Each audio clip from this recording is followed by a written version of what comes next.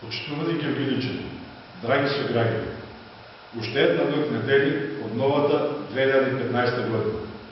Година на надеж и остварување на нашите заеднички стремежи за подобар живот, по достојана плата, по квалитетно образование за нашите деца, без стеги, притисоци и контроли заради контроли, по човечни услови за работа, работа за младите, а не карта за неповрат.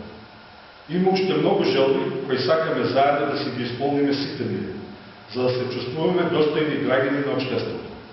Да се почитува нашето мислење, нашиот збор, нашиот глас, за да се чувствуваме вредни пред самите себе, како чинители на нашата иднина. Во новата 2015 година ви посакуваме да бидете вредни креатори на вашиот живот, да остварите среќа и благодет со сила на демократскиот збор. Тоа е она што го движи општеството од монотонија на животот, која не е наметна режимот на ТПМН. Како во државата, така и овде во општината, во нашите Гергелија.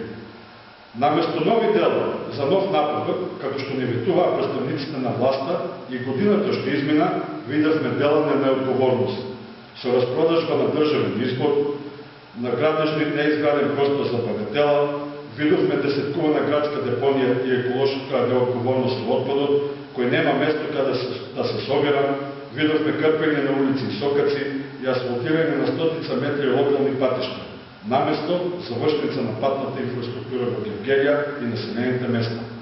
Селото ни остана без канализација, а градот и населените места, кои се приклучени на градскиот водовод од Гергелија, и понатаму остана да пијат нездрава вода, за која локалната власт ниту побара, ниту најде некое решение. Може би ќе речете, не е време сега за тоа да размислувате. Но првиот ден после Нова година, кога ќе се запрашате што тоа може таа да ви донесе, ќе се сетите на сето она што ви фали во живот. Спокојност, сигурна работа, квалитетни услови за живот, обезбедна иднина за вашите деца.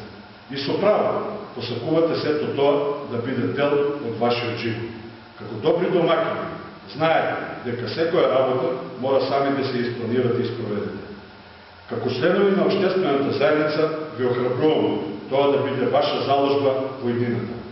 Заедно, со сложни желби за напредок, за секој од нас и сите заедно во општината да придонесеме да се почитува волјата, гласот и потребите на граѓаните.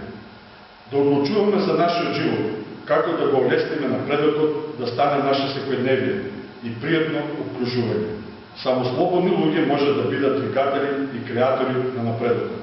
Да си ја вратиме слободата, наместо подаништвото над безмислените закони кои од народот сакаат да создадат безидејна еморфна маса. Да се ја вратиме на смевката на лицата, да живееме растеретени дека утре може да не стрефи некој нов закон кој ќе ги ограничи нашите слободи, ќе не задолжи со нови плаќања, ќе не остави на маргините на општествените влијанија. За иднината која ви припага и која што треба самите да ја создавате вие, ви посакувам многу здравје, среќа, решителност и одважност во новата 2015 година. Сите ние заедно сплотени може да го оствариме сето тоа.